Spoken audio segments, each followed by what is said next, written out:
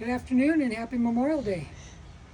We've been working on the back porch, getting the structural ready for the deck boards to go down, and it's all done other than the posts. We have temporary posts still, but those will actually get placed. The new posts won't get placed until the deck boards are in, and then they go on that. There's a fixture for them, which I showed you before. But anyway, everything's clear. We got new joists in where we needed them.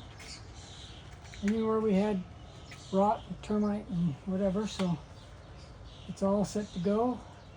This post is loose and free. I need to remove that. It's just locked in up there, but this temporary post behind it now is supporting it because the new post will go here where this location is. So I need to get that out of the way so I can put the new one in, and then I can remove that post.